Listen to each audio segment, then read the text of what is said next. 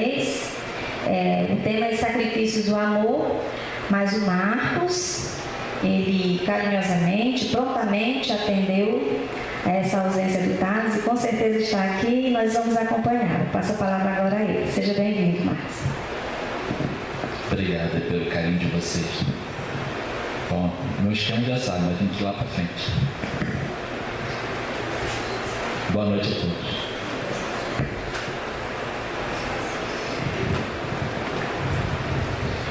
Então o tema dele era amor também, né?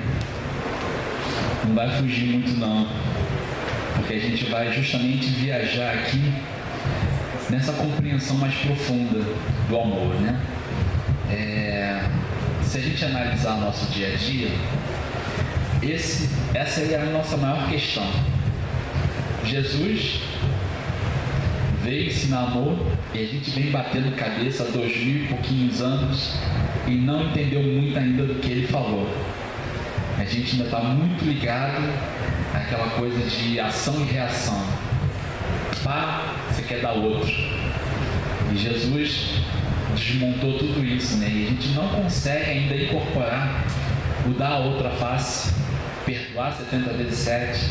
Isso ainda são palavras ainda muito distantes do nosso dia a dia. Mas chegou a hora da gente dar uma sacudida nisso. A gente tem que incorporar essa compreensão de amar no nosso dia a dia, porque a gente não tem mais tempo. Já ouviram falar muito que o tempo está correndo, a Escritura está falando, não percam tempo com coisas que não servem para vocês. Estudem, se aprofundem, melhorem-se, né? Então, o autoconhecimento é muito importante. E aí, tem um livro da Joana de Ângeles, que foi psicografado pelo Divaldo, Amor, Imbatível Amor, que é fantástico esse livro. Ela dá uma pincelada em todas as questões humanas relacionadas aos relacionamentos, né? Tanto a nível casal, quanto a nível família e humanidade. Então a gente vai caminhar aí por todas essas percepções do amor, até chegar aí na cura, né? Que a gente adoeceu encarnação após encarnação, sofrendo com algumas coisinhas e passando a reagir por autodefesa. E aí começou os nossos dramas. Então eu vou passar para vocês primeiro um clipe. Esse texto, quando eu montei essa palestra, assim, falar de amor é algo muito complexo. Quando você não vivenciou ainda um amor mais pleno, né? Um amor profundo. E aí eu estava relutando há muito tempo, montando essa palestra, ia fazer a outra, e ela ficava guardadinha, aguardando o momento dela. Até que deu aquele estalo e você sente essa plenitude, né? Que não tem como descrever. É só quando você vivencia essa experiência de amor pleno. E aí, assim, bom, ela tem que começar de uma forma legal, né? Bacana, né? Orando, pedindo a espiritualidade. Escrevi esse texto, que acredito que foi uma psicografia intuitiva, que começou assim, bom, vou falar de amor. E aí eu comecei a falar, vocês vão ver agora. Espero que toque a musiquinha ali, vamos ver. O oceano e o amor.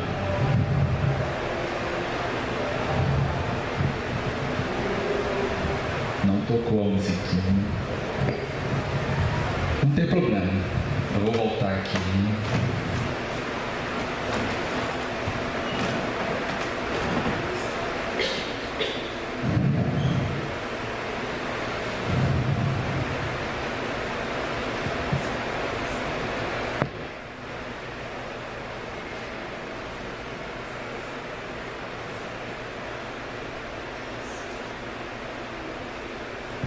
Quer testar? Tá ligado?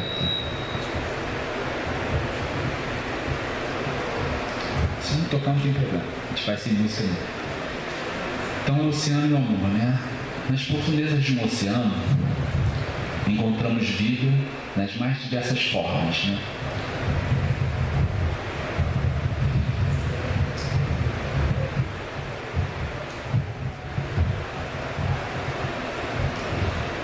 Essas formas parece que não ligam, né, para as tempestades que surgem lá em cima, que assolam de vez em quando a superfície.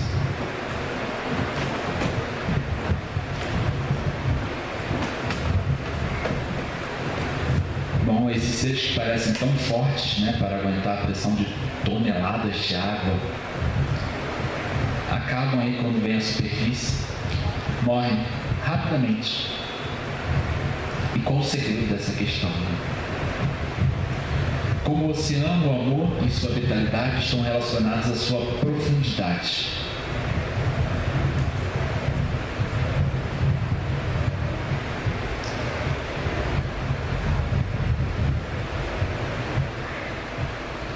O amor real, né, mora nas profundezas da alma. Morreria também se fosse trazido aí à superfície das tempestades humanas.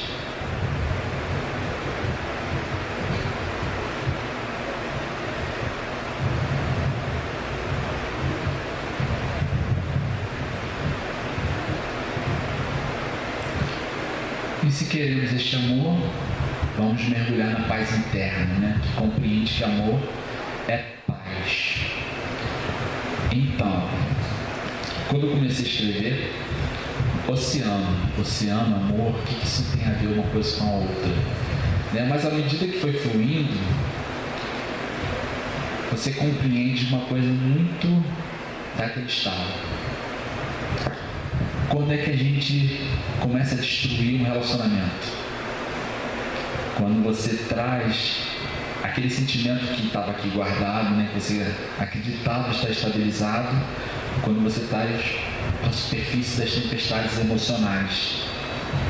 É o ciúme, né? É o orgulho, a vaidade, a coisa da posse, o egoísmo.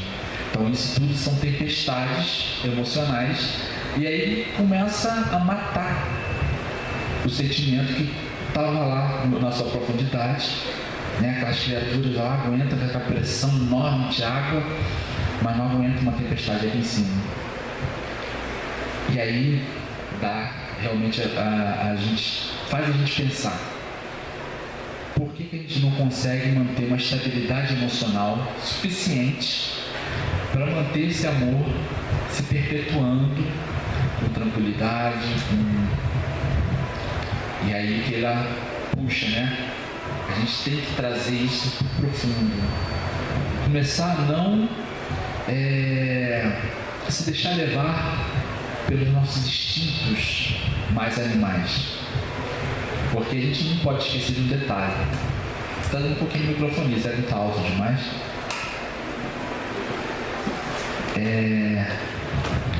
A gente não pode esquecer um detalhe importante: nós somos animais, nós temos instintos latejando na gente, e estamos caminhando, né, do instinto animal até o dia chegar lá no arcanjo, no anjo, aonde a gente já vai ter dominado todas essas reações instintivas que são características da matéria. Então, quando você reencarna e vem para esse mundo mais material, você está revestido de tudo aquilo que a matéria precisa. Então, os instintos são necessários, né? Sobrevivência, né? Reprodução, autopreservação. Então, a gente tem o medo. O medo é essencial para a gente. A gente não pode viver sem medo, porque o medo ajuda a gente a preservar a nossa vida. Mas, quando a gente começa a extrapolar o medo, né? E ele se torna uma fobia, né? Uma patologia, aí ele já te tranca. E por que a gente alimenta esse medo? Então, Joana de Ângeles, ela começa falando aí da excelência do amor, né? Criar o espírito simples para adquirir experiências a esforço próprio e renascendo para aprimorar-se, as realizações se transfere de uma para outra vida, dando curso aos impositivos da evolução, que, enquanto não vigia o amor, se imporão através dos processos afetivos. É aquela velha história, né? O que ela está falando ali? Se a gente não aprende pelo amor, vai pela dor mesmo. E por que a gente tem que escolher a dor? Porque o caminho do amor requer uma certa maturidade espiritual. Enquanto a gente não adquirir aquela maturidade espiritual para compreender as palavras de Jesus de uma forma assim, caramba, ele está falando, é verdade, faz sentido, mas enquanto isso não cria ressonância com o que você pensa, aquilo fica uma fantasia, que é o que a gente escuta muito lá fora. Quem perdoa é Deus, quem perdoa é Jesus, ele conseguiu, eu não consigo, eu sou humano, eu sou de carne e osso. Mas nós estamos aqui justamente para aprender que a gente pode se libertar de uma série de conceitos que sim, são culturais, que foram necessários para algumas épocas, mas que foram se perpetuando pela nossa cultura. Uma série de coisas que foram sendo distorcidas, pelas religiões, pela ganância do homem, várias manipulações foram sendo feitas e o amor ficou sendo uma coisa muito relacionada apenas muito ao sexo, à relação sexual, ao casamento, ou algo assim, um filme para você chorar, mas a gente não incorpora isso no nosso dia a dia.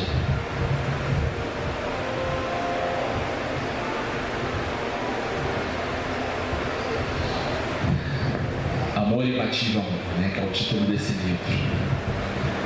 O amor é substância criadora e mantenedora do universo, constituída por essência divina. É um tesouro que, quanto mais se divide, mais se multiplica e se enriquece à medida que se reparte. Mais se agiganta na razão que mais se doa, fixa-se com mais poder quanto mais se irradia. Nunca perece, porque não se entibia, nem se enfraquece, desde que sua força reside no ato mesmo de doar-se, de tornar-se vida. Então Joana já pegou o amor assim e botou lá em cima como a principal meta da nossa evolução. A gente não consegue simplesmente viver sem esse amor. O simples fato de estarmos aqui já foi um presente de Deus que permitiu a nossa vivência pelo amor dele. Então a gente, compreendendo isso aqui, quem assim faz um ato de caridade já na vida e recebeu aquela sensação de um agradecimento, de um sorriso, de aquela ressonância que vem do outro lado, não cria algo diferente dentro da gente? E isso é ciência, isso é pesquisado em laboratório, tá? Eles mediram um ato, por exemplo, atravessar uma velhinha na rua. Esse ato pode gerar aí em torno de uma semana de felicidade. Por quê? O prazer de você ter cedido do seu tempo, de estar ali, de ter ajudado, o agradecimento dela, cria na gente uma série de explosões de hormônios, de paz, de alegria. Essas sensações são físicas. O corpo reage à caridade, à alegria daquele momento. Então, inclusive nessa pesquisa, que vocês podem até achar, acho que é da revista Super Interessante, já tem muito tempo, alguns anos, falando justamente a busca da felicidade. E aí tem vários tópicos lá muito interessantes, que até utilizei em algumas palestras por aí. Para a gente ser feliz, para a gente alcançar esse amor, a gente tem que entender a mecânica que se desenvolve aqui dentro. Por que a gente foge de algumas situações? Por que você não consegue lidar com outras? né? Aonde está a raiz de certos medos. E isso Joana arranca assim, ela vai lá no fundo e puxa.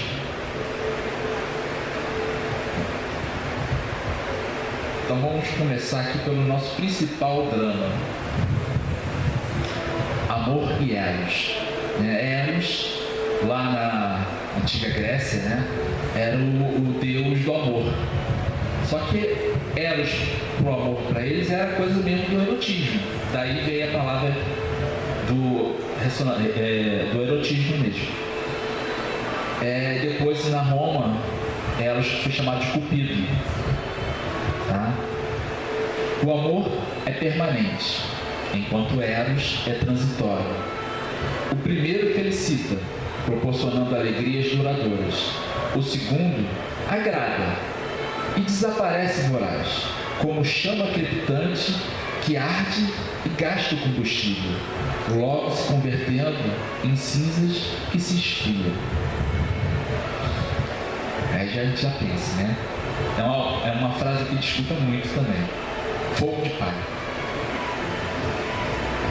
Quando a gente começa um relacionamento, o que a gente primeiro está olhando no outro? A primeira coisa que está funcionando é a química. É o que o outro está causando em você. Então tem todo o visual. Aí o que a gente faz nesse momento?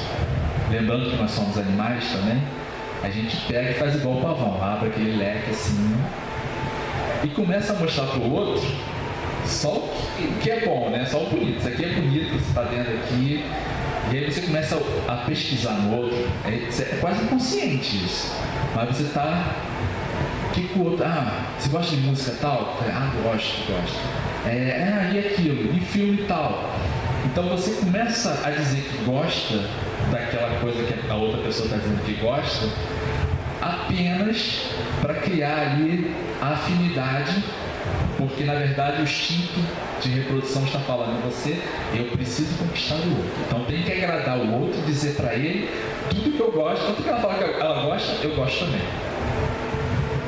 Então isso a gente faz, a gente abre esse leque. O que acontece depois? Passou uma semana, passou um mês, uns 3 meses. Aí o cidadão conquistou o outro, né? E aí começa a escorregar para cá, escorregar para lá. Aí a outra parte, quando eu te conheci, você não era assim. Claro que ele não era aquilo mesmo.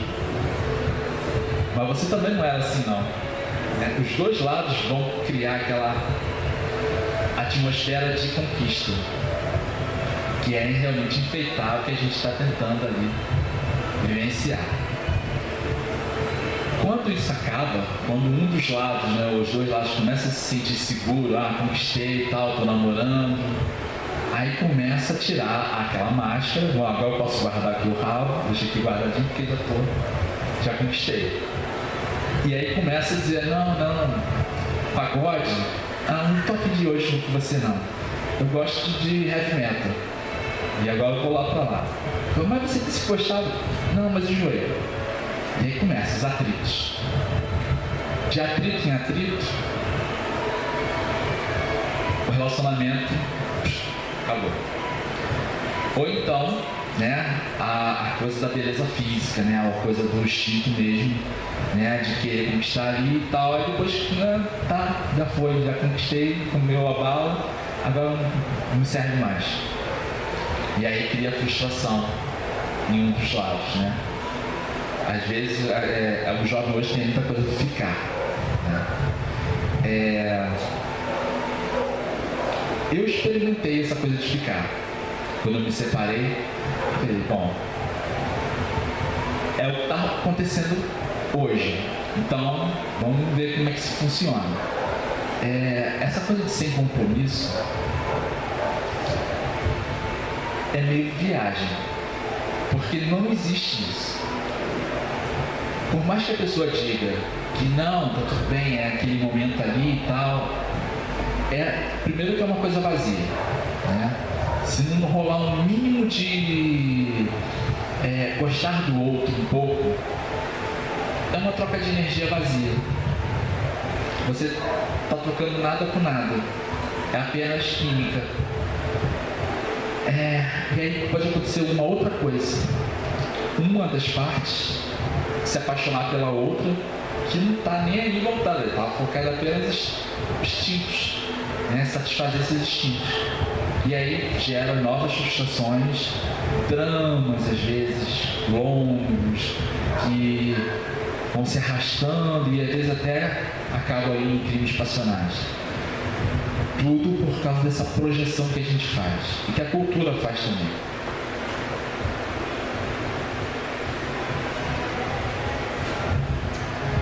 Então, uma coisa que a gente tem que aprender em relacionamento: você tem que conhecer a outra pessoa, no mínimo, uns 6 meses. Porque aí ela começa a desmontar. Começa a mostrar quem realmente é. Porque ninguém aguenta segurar uma máscara muito tempo. Né?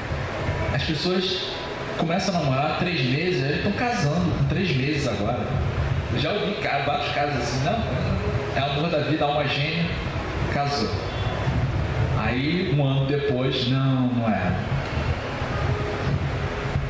Precisamos nos conhecer melhor, né?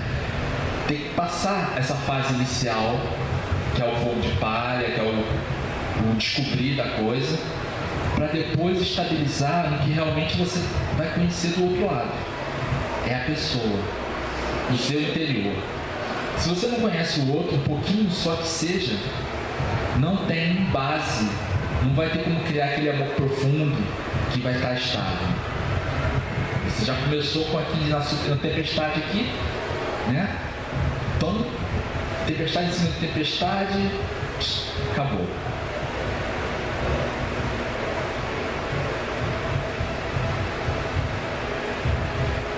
Então, nesse livro, a Joana enfatiza muito essa questão de relacionamento, de entender realmente essa parte de desejo, né? Desejo e prazer. Dissear que as duas formas confundem-se em uma única, o que para nós tem sentido diferente. Quando examinamos a função sexual e o desejo do belo, do nobre, do harmonioso, em comparação àquela de natureza orgânica, erótica, de compensação imediata, até nova e tormentosa busca. Então ela faz a diferença, é claro, entre uma e outra. Uma te dá harmonia, uma estabilidade. A outra vai acabar aqui. Satisfez, já começa uma nova busca. São aquelas pessoas viciadas em relacionamentos, né? Ela se vicia naquela parte inicial do relacionamento. E quando a coisa começa, ela já está terminando aquilo ali e já pulando para um outro.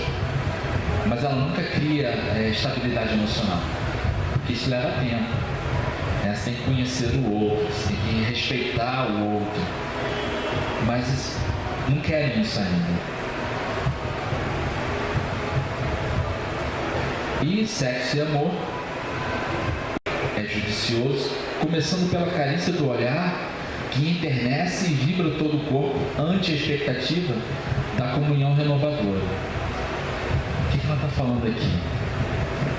Que o sexo, quando ele está junto com o amor, é o mais poderoso passe magnético entre dois seres. A gente doa muita energia e recebe muita energia do outro, né? É uma comunhão de energias que renova a gente. Mas quando não está baseado no amor, ele te esvazia, porque é uma troca de energia só instintiva. Lá no Oriente, ali perto ali, Tantra, né, Indochina, o taoísmo, eles fazem muitas referências a essa questão aqui. Vocês já ouviram falar do Yin Yang, né? O Tao, que é aquele símbolo, aquela bola preta, a gotinha preta mergulhando na gotinha branca. Aquilo ali simboliza essa união entre os seres. O Yin representa a energia feminina, né? A polaridade negativa. O Yang, a polaridade positiva, que representa o masculino. E cada um tem uma gotinha do outro, né? esse giro é a troca constantemente de ciclos que a gente precisa. Nós precisamos dessa troca energética para estar em equilíbrio também. Mas é com tudo. Você tem essa energia desde os átomos até os grandes astros se movimentando em perfeita harmonia. Tem essa energia de amor movimentando esse ciclo. E isso para fazer a gente não estacionar no tempo. Então precisamos dessa mecânica de busca, né, de querer estar com o outro. Isso desde o nível casal até o nível família também. Essa troca de energia é constante entre todos nós, no maior nível ou no menor nível. Você saiu na rua e você está trocando energia com o ambiente, com as pessoas que você cruza. Se você está de mau humor, o que vai acontecer?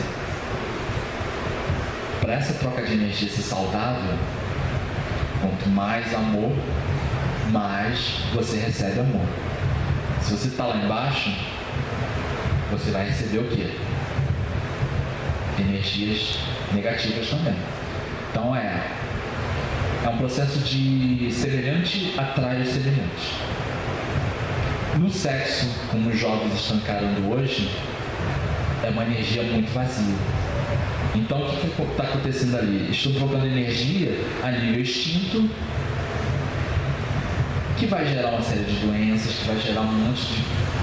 Porque está faltando a colocação do amor, que é um outro padrão de energia, está vibrando aqui em cima. E isso aqui está muito perdido hoje. E a gente tem que começar a trabalhar, a resgatar esses valores, para poder compreender, desde a criança, desde lá pequenininho, já trabalhar nele aquela consciência de amor verdadeira, incondicional, que a gente está cercado de uma forte propaganda vinculando amor a sexo. Desde a cerveja, tudo. Quando você olhar, você vai ver essa mensagem. Então a nossa criança vendo televisão ali todo dia, ela está sendo o quê? Hipnotizada para pensar naquilo. Que está gerando uma série de jovens que não tem nenhum limite nessa área, nenhuma noção de amor real nessa área. Isso vai gerar grandes problemas, com certeza, como está gerando, Muitos dos jovens que estão aí indo para a rua, brigando, não tiveram essa noção de amor desde pequeno. Foram sendo educados aí pela televisão, pela mídia, pelos grupos. Os pais se ausentaram um pouco durante o período. A gente teve muita culpa em algumas coisas. Porque a gente passou de uma fase de grande liberdade. A mulher começou a correr atrás dessa liberdade e ela passou a trabalhar também. Então os dois saíram para trabalhar.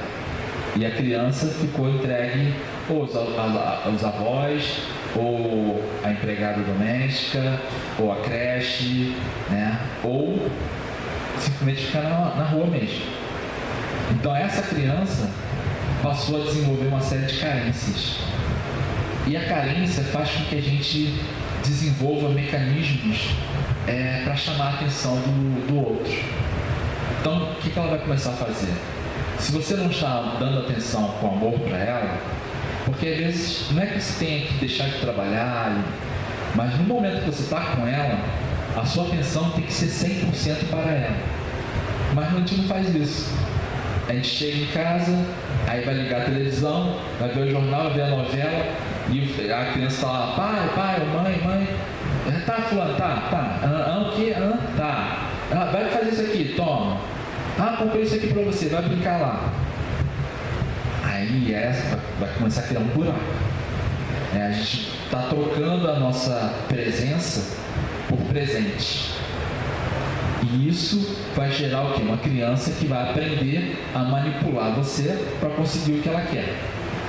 Porque é assim que ela consegue a sua atenção. Tem vários mecanismos que as crianças desenvolvem. né, ela pode primeiro se jogar no chão, bater o pé e chorar.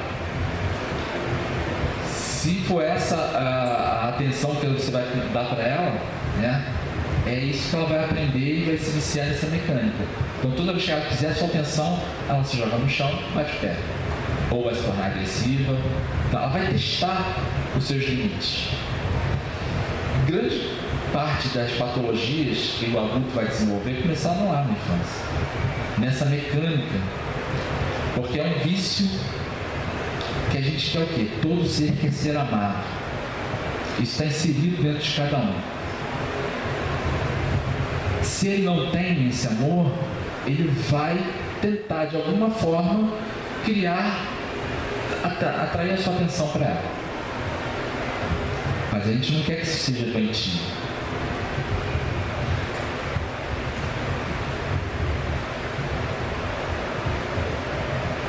Até que hora eu tenho? 5 para as 9? Tá. Eu tenho que... Isso é quase um seminário, gente. Isso é grande, então estou apertando aqui, resumindo. Então, patologias do amor, né? Medo de amar. Tem muita gente que simplesmente foge de relacionamentos. Às vezes a coisa assim, tá funcionando, tá legal, e de repente, não quero mais isso. Mas está tudo muito bom, por quê? Não acredito nisso. A qualquer momento tá bom demais, vai acabar. Por quê? Porque ela simplesmente está com medo da perda. Né? De ter algo bom, de vivenciar algo bom e de repente aquilo acabar. Mas claro que vai acabar. Se ela não está sabendo alimentar aquilo, né? Se ela só quer aquela parte boa do início, não vai funcionar. Aí o que vai acontecer? Essas pessoas começam a fugir da dor pelo prazer. E aí começam a desenvolver aqueles vícios, né? Umas podem simplesmente começar a entrar em relacionamentos vazios. Não quero, é só sexo. Vai lá, pá, conquista um aqui, conquista outro ali. Só quer o prazer. Não quer, não estou pronto para um relacionamento sério. Mas é porque ele não sabe lidar com uma estabilidade no relacionamento sério. Que é só aquela... Outros podem escapar para outros lados, né? Pode ser a comida, pode ser a compra, né? Vai para o shopping, vou gastar hoje tudo no shopping. Compra 500 sapatos, né? Muitas joias, ou o que der roupa, para tentar alimentar e fazer o quê? Tampar um buraco que você não está sentindo prazer. Aí vira uma convulsão. Uma compulsão, na verdade. Essa compulsão, ela pode ser projetada em várias coisas. Depende daquilo que te dá prazer momentâneo. Pode ser até uma barra de chocolate. Não vive sem aquela caixa de bombom ali do lado. Mas temos que vencer essa compulsão, porque isso é insegurança. É um medo, né, gerado ali de não saber lidar com a situação. Mas a insegurança só pode ser vencida se você entender que você é um ser humano, que você não é perfeito, que o outro também não é perfeito, que na verdade a gente está aqui aprendendo uns com os outros, que temos todos os direitos de errar, assim como o outro também. Tirar o peso, né? A gente criou síndromes. Princesa encantada, príncipe encantado, faz aquela projeção, essa aqui é a perfeita para a minha vida. Não existe isso. Outro grande erro que a gente vê muito, alma gêmea. Existe alma gêmea? A gente vê novela, aquela coisa linda. Pode existir sim, almas afins, né? Como a gente entende melhor o termo. Mas almas afins são entendidos ainda? Você ainda... O que a gente faz? Ela combina comigo em tudo. Ela gosta das mesmas coisas e encontrei minha alma afim. Você passa a cobrar dela que seja exatamente igual a você. E aí caímos na armadilha da metade da laranja, que não existe. Ninguém é metade de ninguém. Cada ser aqui, cada um de vocês é um ser totalmente individual, que mesmo que encontre pontos de afinidade no outro, jamais serão iguais. Jamais. Porque o outro é um ser divino, individual também. Então, mesmo quando você tem uma certa conhecimento, a gente ainda vai cobrar do outro que ele seja aquilo que nós estamos projetando. E ninguém aguenta ser projeção de nada do outro. Relacionamentos, para serem saudáveis, têm que ser construídos no respeito a quem o outro é. Amar o outro da forma que ele é. E aí, assim, os dois juntos, nas suas afinidades, constroem, nas suas diferenças, crescem aprendendo um com o outro. A nostalgia, a depressão, o vazio existencial, isso tudo também são venenos que vão ali se infiltrando em relacionamentos, Porque tem gente que, em vez de construir felicidade, fica preso em sensações. Quando eu namorei fulano era tão bom assim, você não é igual. Ou, podia ter aquilo, mas não tem. E você esquece o momento mais importante da sua vida, que é o presente. É a construção do hoje. Então a gente tem que parar. Esquece o passado. O passado só serve como uma referência. Errou ali? Errei por quê? Errei por causa disso. Mas culpa, ficar preso aquilo ali, não serve de nada pra gente. É apenas lixo que a gente vai carregando. E esse lixo não vai funcionar dentro da gente, Vai criar um monte de coisas ruins. Então a gente cria expectativas, projeções, o egoísmo. Quando a gente quer muito que o outro te dê a felicidade, você está sendo egoísta. Primeiro, porque só felicidade ninguém pode te dar. É uma coisa que só você pode alcançar dentro de você. Esqueça, nada externo pode te dar felicidade. Nada. Tudo passa. Você pode ter dinheiro e ficar duro amanhã. Você pode estar aqui bem de pé e amanhã ter um infarto, cair ali ou um derrame, e aí o corpo físico também já foi. Então, isso tudo está em movimento. Aqui serve apenas para quê? São os instrumentos para a gente crescer e evoluir. Então a gente não tem que se apegar a nada que está aqui. Nós temos que entender que esse amor real, profundo, que a gente vivencia aqui dentro, é justamente aquele que Jesus falou quando você alcança a mansidão, quando você olha e enxerga a Deus em tudo, mesmo nas coisas mais complicadas e difíceis. Você olha para aquilo ali e entende, bom, isso aqui é um aprendizado para mim. Deus quer que eu aprenda e absorva algo nesse momento de dor. Não é a punição para mim. Não é karma para mim. É aprendizado que aconteceu em cima das suas próprias atitudes. São as reações das suas atitudes. Então, se a gente começa a caminhar para um lado, e ele está, digamos assim, numa escolha de dor, é lógico que a dor vai aparecer para redirecionar o seu caminho. Olha, isso aqui não serve, não. E aí te recoloca no caminho. A vitória do amor, Variando de expressões e de dimensão em todos os seres, é sempre o mesmo impulso divino que brota e se agiganta, necessitando do direcionamento que a razão oferece, a fim de superar as barreiras do ego e tornar-se humanista, humanitarista, planificador, sem particularismo, sem paixão, livre como pensamento e poderoso quanto à força da própria vida. É aquele amor capaz de olhar para aquela situação. O cara mais perverso, você olhar ali um irmão doente, e não projetar para ele mais ódio. É o bandido que é assassinado com um tiro, e tem que fazer isso mesmo, tem que fazer isso mesmo. Isso você está vibrando na mesma sintonia daquele irmão inferior que ainda vibra na dente por dente, olho por olho.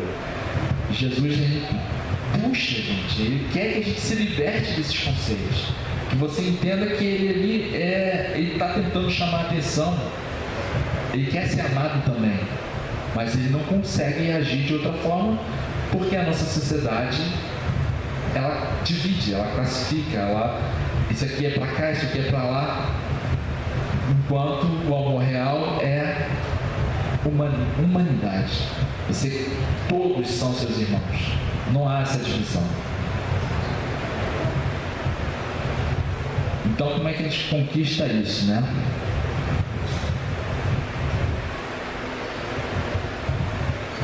Perdão. Por que Jesus fala tanto? Perdoe 70 vezes 7. Mas ele ainda vai além.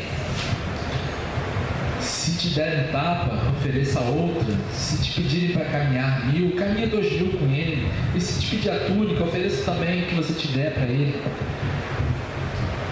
Isso é o que é permitir que o mal que está chegando até você não avance à frente, que ele morra em você, que você não seja um ponto de retransmissão desse mal, e sim o fim dele, e que você o devolva com bem. Não está pedindo para você oferecer o outro para te tirar a vida, nada disso. É a forma com que ele encontrou para fazer com que a gente entenda que só vamos sair do mal quando a gente passar a reagir positivamente diante dele, para quebrar os ciclos de ação e reação. Então, bateu na gente aquela ressonância, transmuta aquilo, é como um alquimista.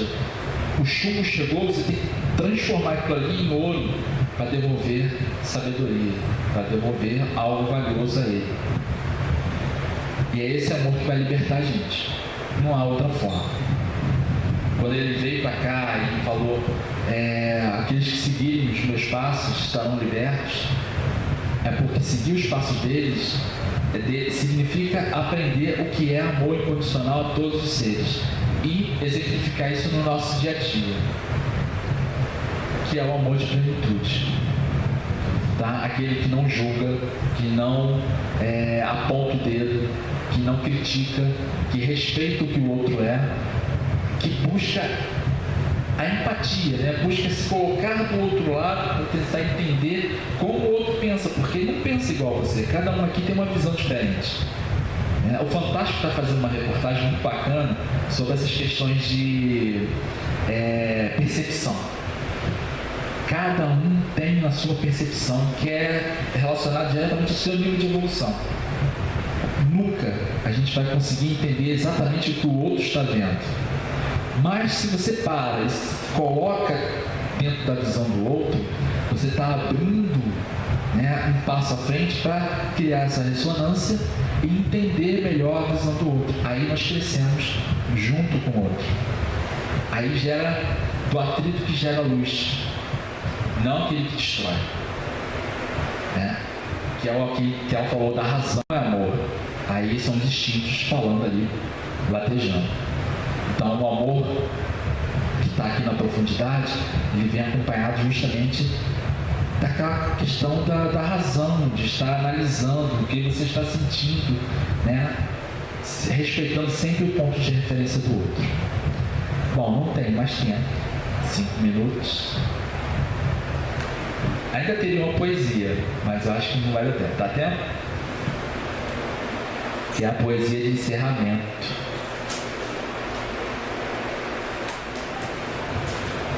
Ela se chama A Eternidade do Amor. Peraí que não vai rolar sem óculos. A idade chega ao problema sério.